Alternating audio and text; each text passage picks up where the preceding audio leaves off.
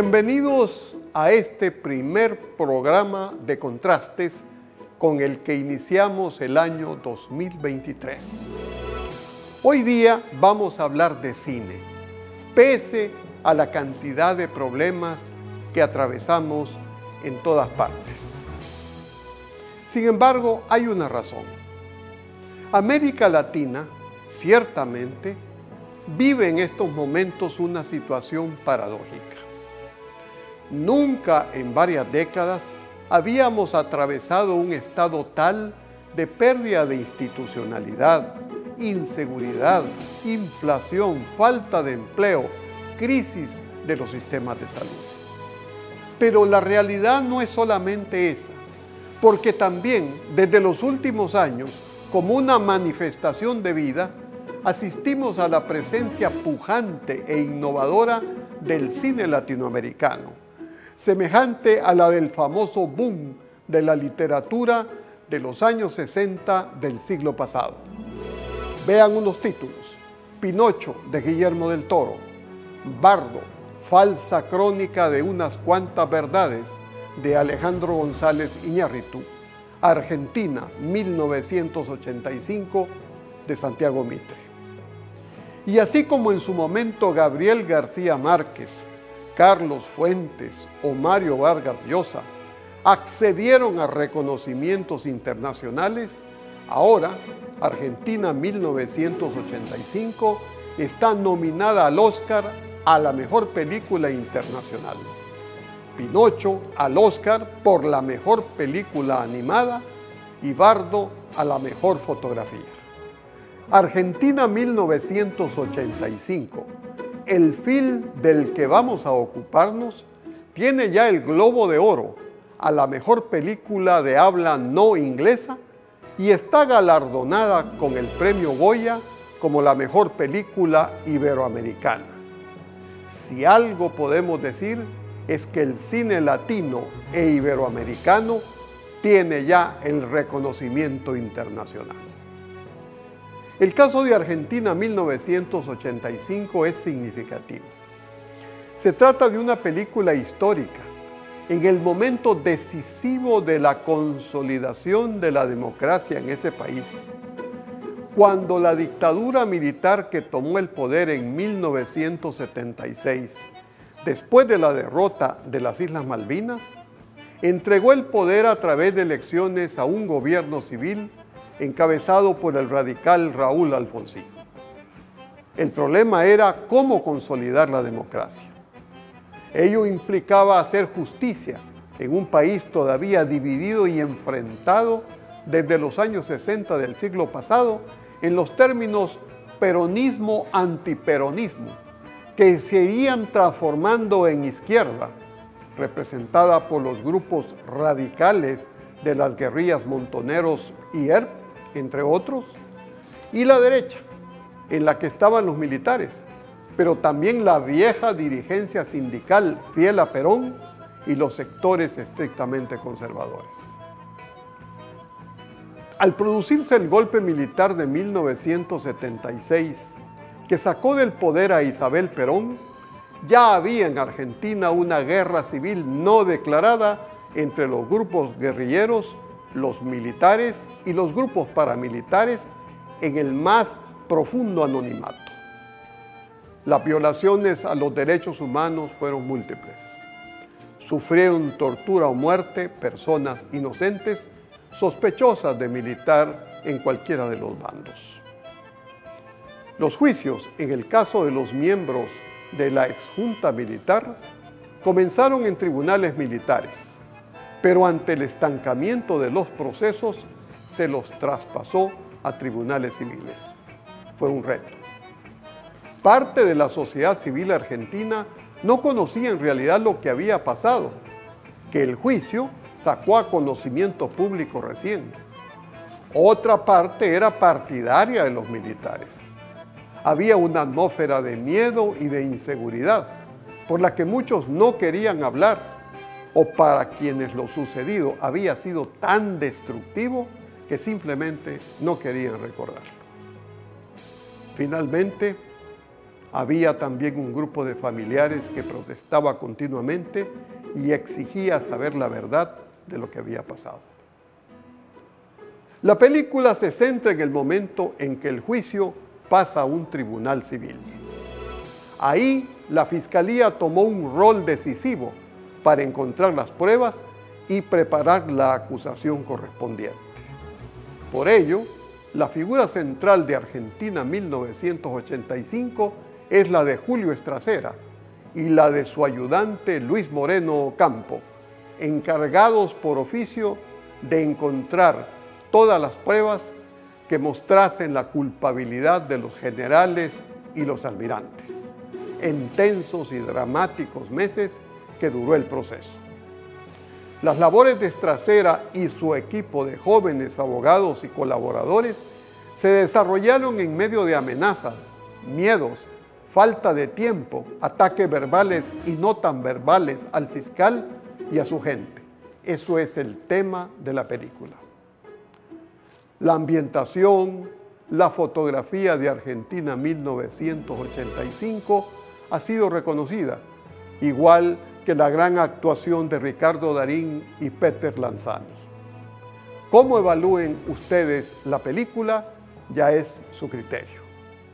Quiero agradecer a la conductora del programa, Catherine Calero, directora de la Facultad de Comunicación de la UES, al consejo editorial de este programa, a Relaciones Públicas de la Universidad y al Centro de Producción Audiovisual de la Facultad de Comunicación por su apoyo permanente. Y sobre todo, gracias a ustedes que nos acompañan siempre. Adelante, Catherine. Muchísimas gracias, doctor. Nominada a los premios Oscar como mejor película de habla no inglesa y actualmente la mejor en esa categoría en los premios Globo de Oro. Argentina 1985 le recuerda al mundo que sí se puede luchar contra la impunidad y la injusticia. La película se remonta a la época de la dictadura militar argentina y aborda el conocido juicio a las juntas ocurrido en ese año, que logró enjuiciar a los militares que auspiciaron la tortura de cientos de personas durante la dictadura militar desde 1976 a 1983. La película en el Festival de Cine de Venecia recibió 9 minutos de ovación de pie. Es un símbolo de la lucha por los derechos humanos, ya que fue la primera vez en la historia que un tribunal civil enjuició a una junta de militares, quienes estuvieron presentes durante su sentencia. Este juicio fue realizado de forma oral como un recurso que buscó transmitir en ese tiempo la búsqueda de la justicia y además fue registrado ante las cámaras con presencia de público. En estos tiempos en que los sistemas judiciales están afectados por la corrupción, el tráfico de influencias y los intereses personales, esta película nos recuerda que cuando las organizaciones sociales se enfocan en el bien común y su marco de trabajo se desarrolla con base en la ética, sí puede existir la justicia. Es por eso que en este programa Argentina 1985, Impunidad Nunca Más, tomamos como referencia la frase más contundente que cerró este juicio. Nos acompañan para este programa. Desde Argentina, vía Google Meet, Melissa Miranda, comunicadora y periodista con experiencia en relaciones públicas, periódicos, revistas nacionales e internacionales. Es coordinadora senior de la agencia de comunicación Ronda 360 en Argentina. Además, fue editora y colaboradora de la sección Gente de la revista Vistazo de Ecuador. Becky Valdés, presidenta ejecutiva de Leblef, productora. Es guionista, directora de cine, televisión y eventos. Ha realizado productos audiovisuales en Guayaquil y Miami. Juan Manuel Guzmán, especialista y profesor de Derecho Penal y Teoría del Derecho en la UES. Estudió en las universidades de Alicante y Girona, en España. Cada día hay casos nuevos de corrupción. En nuestro país son más los casos que quedan en la impunidad que los resueltos. Hay representantes en la Asamblea Nacional que atraviesan procesos judiciales. En este contexto, una película latinoamericana, nos recuerda una de las épocas más tristes de la historia, con cientos de personas torturadas, desaparecidas y asesinadas, cuyos detractores sí pudieron ser procesados a través de la justicia. Bienvenido, Juan Manuel. Te preguntamos, ¿es posible la justicia actualmente? Bueno, primero que nada, saludar, gracias por la invitación a este programa tan valioso que tiene la universidad.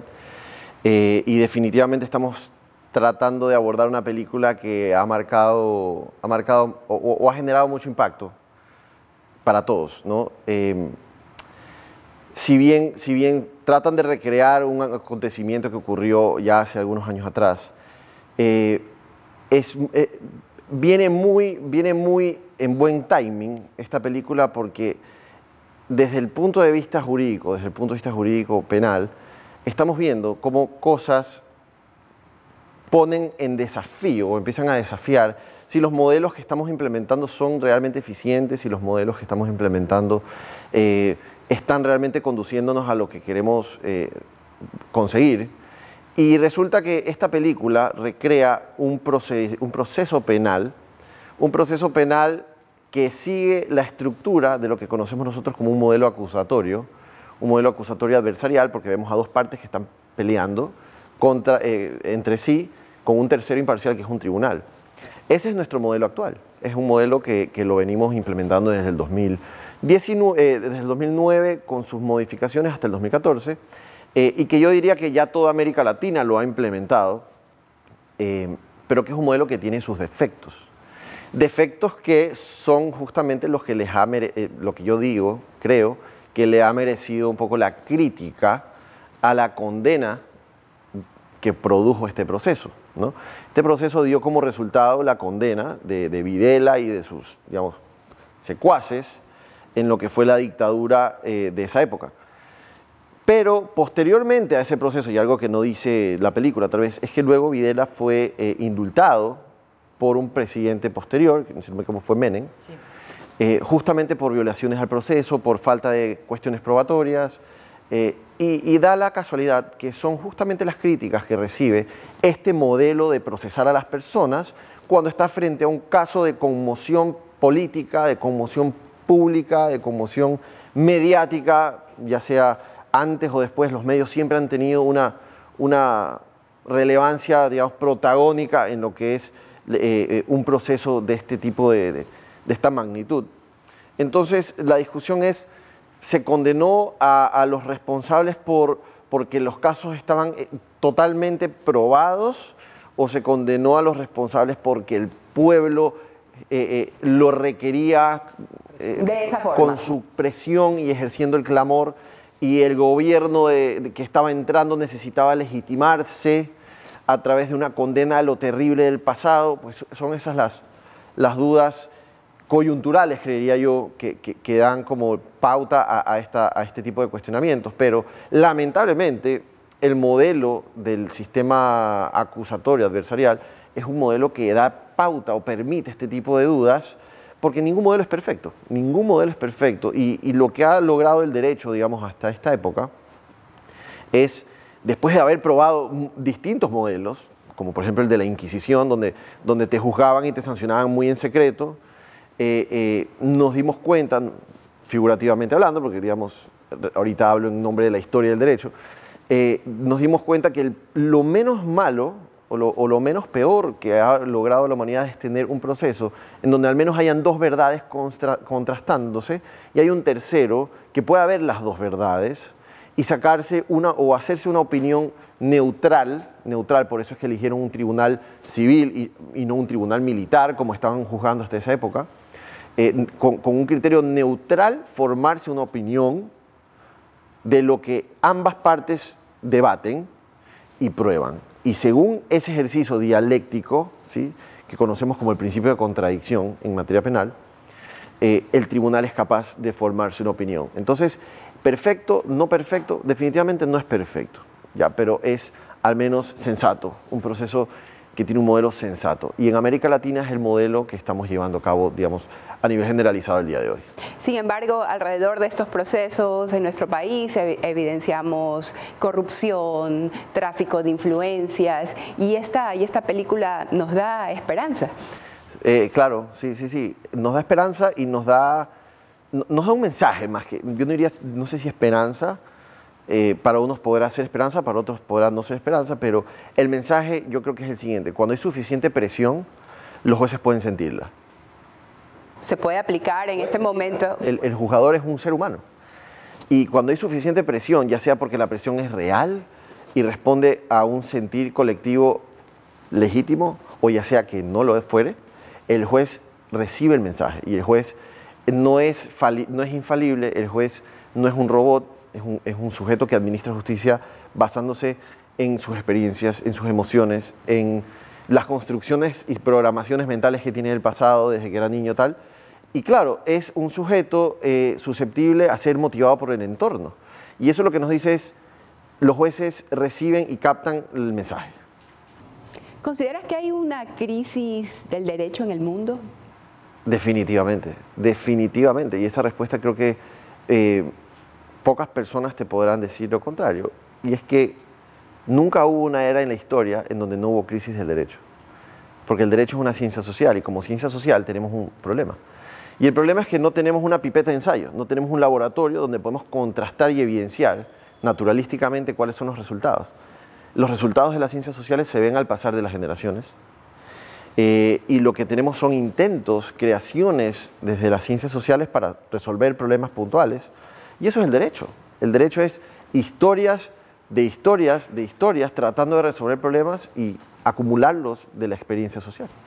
Gracias, Juan Manuel.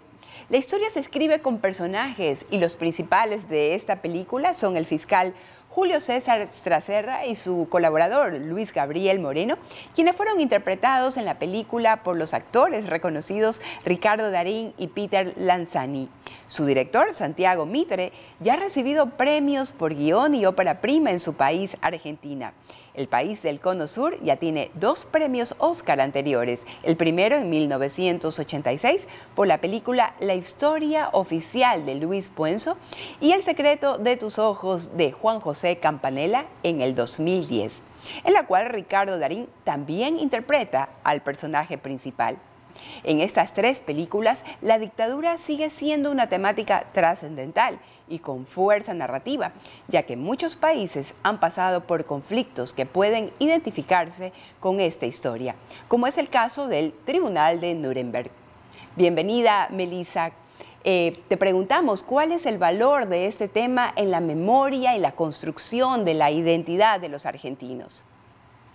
Todavía hay sobrevivientes que pueden contar en primera persona lo que sufrieron, hay familias que todavía lloran o buscan a sus desaparecidos, hay gente que tiene 40 años, 40 y pico y está encontrando su identidad. O sea, a fin de año se encontraron 2 nuevos nietos, el 131 y el 132, y hay cientos de bebés y de niños desaparecidos y apropiados, se supone, durante esa etapa. Quiere decir que todavía hay mucho por resolver, por analizar, por suceder, y eso hace que esté todo muy fresco, digo.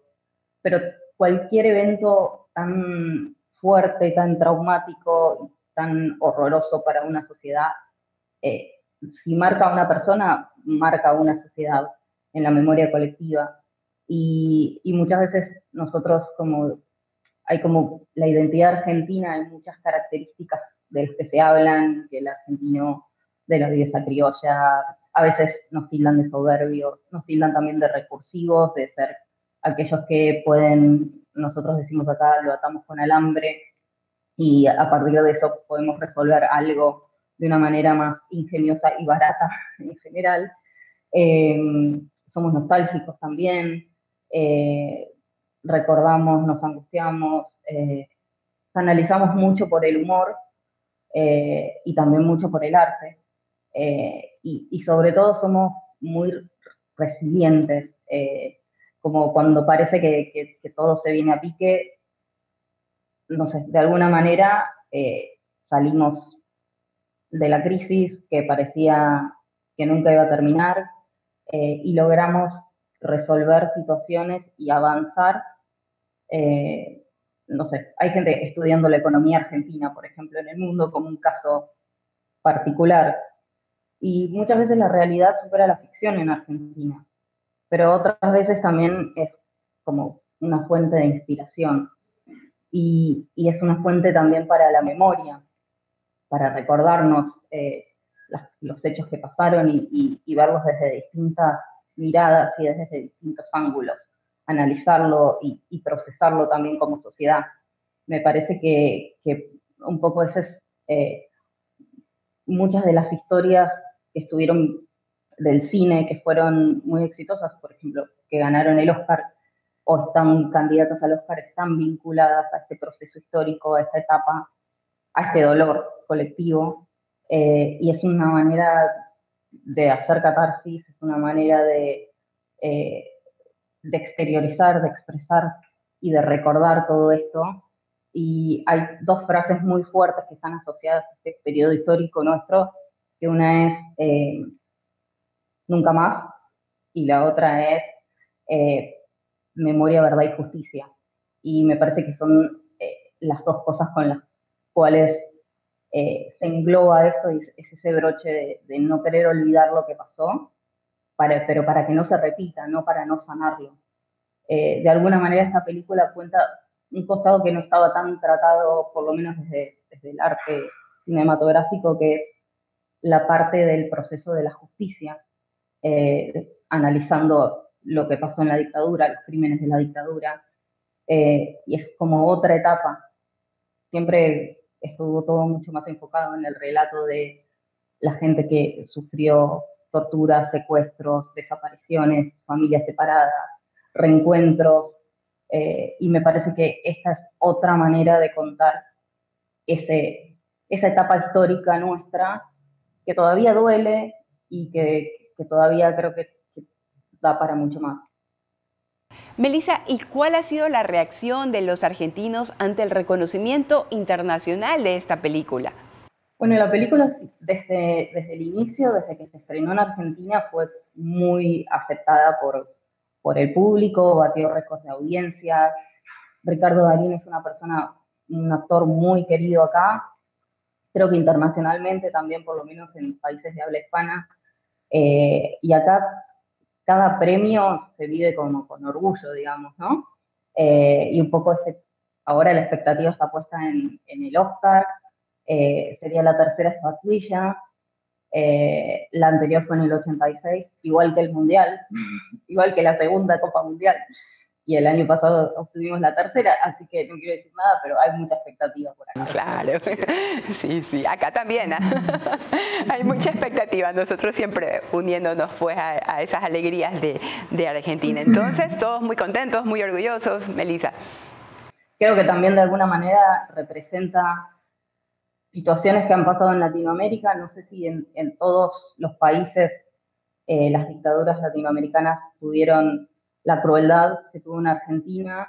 En Chile fue bastante similar, en Uruguay también, pero desconozco exactamente en profundidad en todos los países, pero me parece que de alguna u otra manera toda Latinoamérica puede sentirse identificado de alguna manera con el relato de esta película. Gracias, Melissa. Uno de los temas más impactantes de la película es la recreación de las escenas, en la cual el diseño de producción es muy prolijo, desde la vestimenta, los accesorios, el color de las imágenes. Bienvenida, Beiki. ¿Qué opinas tú sobre la ambientación de esta película? Antes que nada, Millón, gracias por la invitación y la oportunidad de poder conversar en tu programa. Sí, mira, es una película que más allá de contar la historia de Argentina, está contando una parte de la historia de la humanidad, porque estos hechos no solamente se dieron en Argentina en la época de los 80 o a fines de los 90, de los 70, perdón, sino que se han repetido de alguna manera en muchos países del mundo, no solamente en América Latina. Entonces, la forma como está llevado el guión permite que no se convierta en una película localista. Cuando tú tienes una película localista, entonces es que solamente le interesa a las gentes de ese país o de esa ciudad o de ese país. Pero la película se convierte en una película internacional, en una película mundial, en el momento de que le pegas a los sentimientos de las personas, de que presentas un caso de una mujer que iba a dar a luz y que cómo la maltrataron para dar a luz, ¿me entiendes? Del otro que le sacaron de su casa a la madrugada. Entonces, ya eso, mucha gente alrededor del mundo se identifica, no solamente los argentinos, puede ser, no tiene que suceder exactamente lo que pasó en Argentina, pero en muchos países, y por no decirte en el 98% de los países, casos aislados se tienen que haber dado en el mundo entero. Entonces, esa es la razón por la cual Argentina en 1985 ganó, estuvo nominada en Venecia y ganó el premio de la crítica. Eso es muy importante. Estamos hablando de la crítica mundial que se da en el Festival de Venecia, le dio el premio. En San Sebastián ganó el premio del público. Mira que son países completamente diferentes y alejados de acá, de América. Ganó los Globos de Oro también como mejor película. Y ahora pues está nominada al Oscar y yo te aseguro que 80% que se la lleva. Y Dios quiera que se la lleve. ¿Qué significa ganar ese Oscar para los hombres? Imagínate, para quienes hacemos cine, claro. Es llegar a la gloria, es el premio más grande que se puede recibir, ¿no? Yo no, moriré en el intento. Ah, ya. Moriré en el intento, olvídate. No, solamente hay que salir de Ecuador y llegar. Nada más. Pero en todo caso, para esta gente ganarse el Oscar transmitiendo la historia de su pueblo, de su país, de su gente, es muy grande. Tiene una adaptación tan bien hecha a la época de los 80, exacto, de los finales de los 70. Es tan bien hecha la adaptación. Yo como cineasta o los cinéfilos siempre tendemos a cuando vemos una película o una serie, le buscamos, ¿no? Le buscamos el detalle, dónde fallaron, dónde está la falla de continuidad, dónde está sobrecargada la ambientación, dónde está lo falso. Y aquí tú no lo encuentras. A tal punto que me he tenido que meter a investigar el behind the scenes de esta película. Primero la grabaron en pandemia. Segundo, aparte de lo que son los departamentos, lo tuvieron que hacer en estudios porque resulta de que como estaban en pandemia, nadie les podía alquilar los estudios y no podían correr el riesgo de que alguien se contagie o dejando a la gente que esté en un departamento, a los dueños del departamento o a los actores. Entonces lo grabaron en un estudio cinematográfico. Y como le está pasando a través de una plataforma, pues es fácil retroceder, ver y yo digo, pero por Dios, ¿cómo lo hicieron? Lo hicieron muy bien.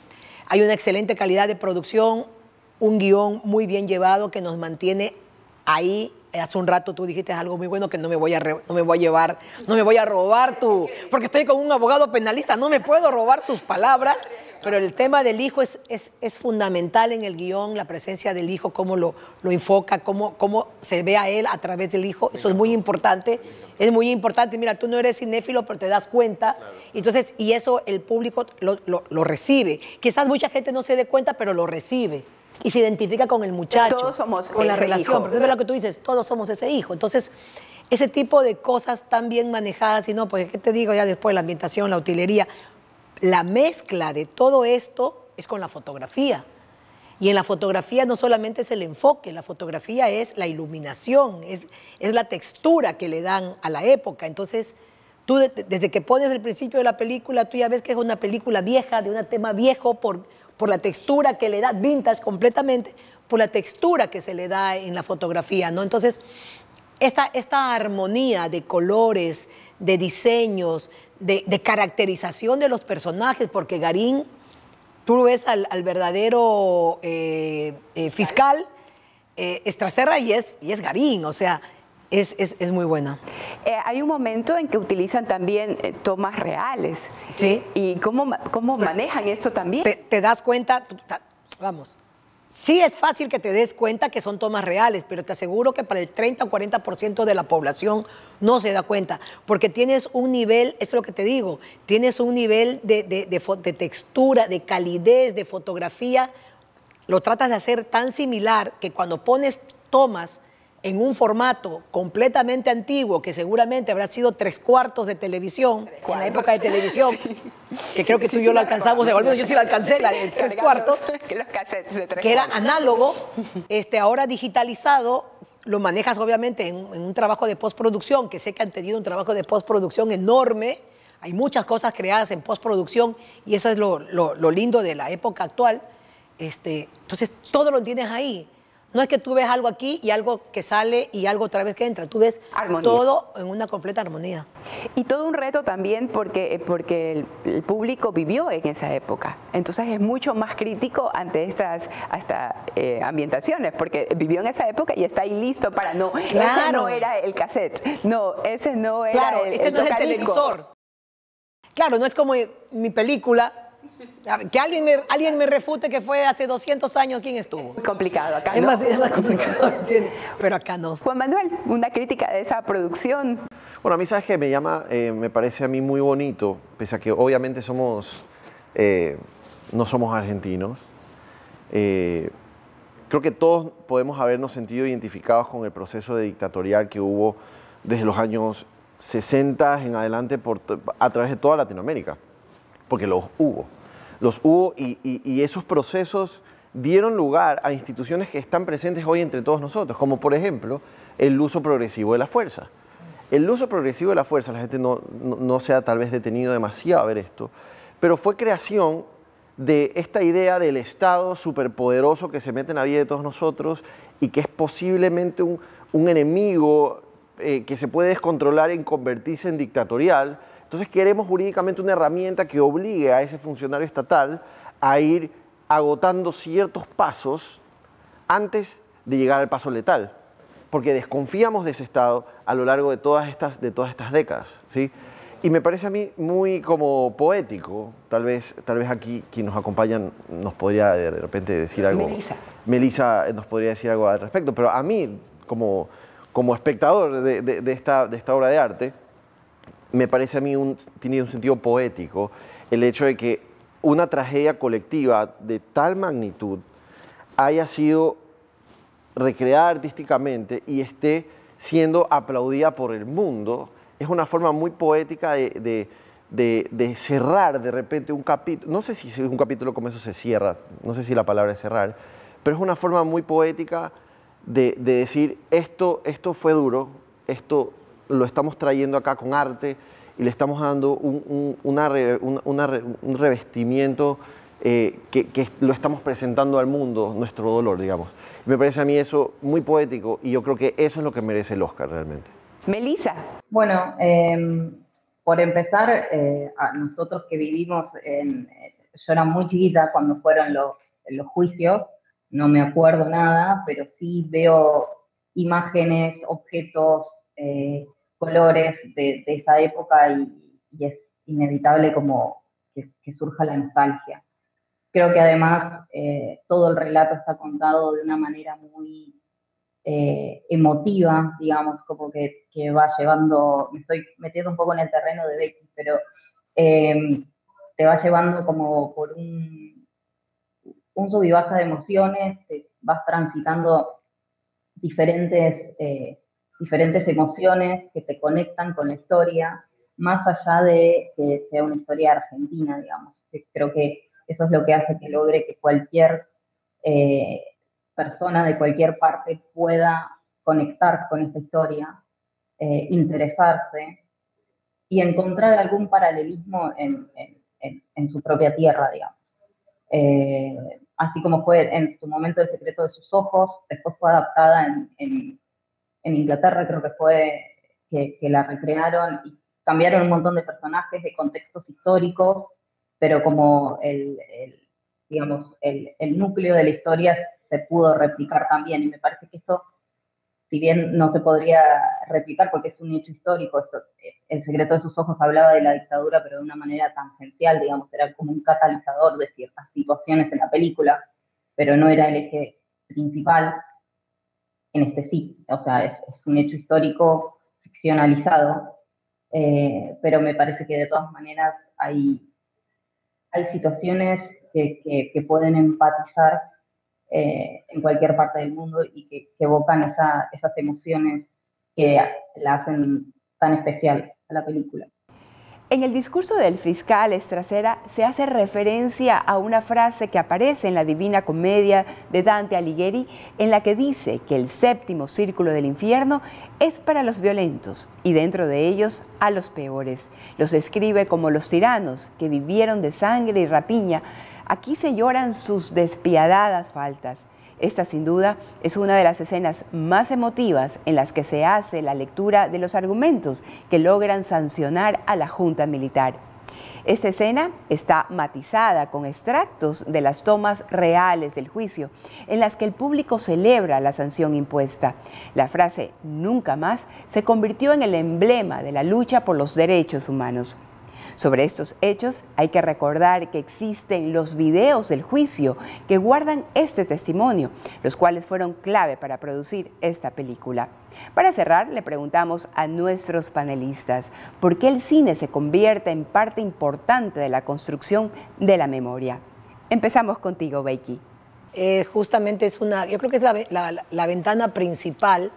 Si te das cuenta, ahora la historia ya no la lees en un libro, ya no está en una enciclopedia. El cine se ha encargado de traernos al presente nuestra historia.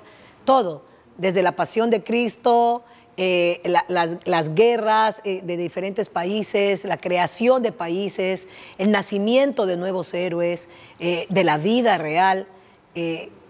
Eso nos ayuda a nosotros a entendernos un poco más y a saber de dónde venimos y hacia dónde vamos, y a conocer nuestras raíces. Yo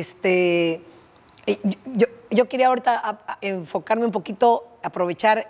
Hay una parte de la película muy importante que no te permite quedar al pueblo argentino como ay, el pueblo que fue martirizado, maltratado, golpeado, que mataron a la gente y todo lo demás, y pobrecitos los argentinos.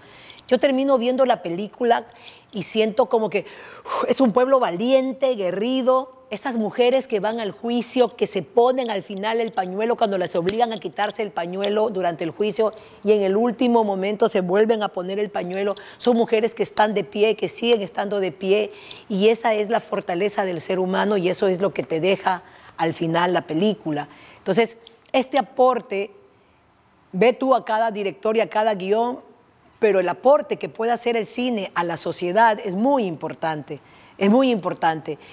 Para mí esta película me parece ideal, genial. Yo solamente le hubiese puesto al final lo que hizo Menem, porque a nosotros nos queda como que, ay, qué chévere, todos fueron juzgados, ganó la verdad, la típica película de los buenos y los malos, donde al final los buenos ganan.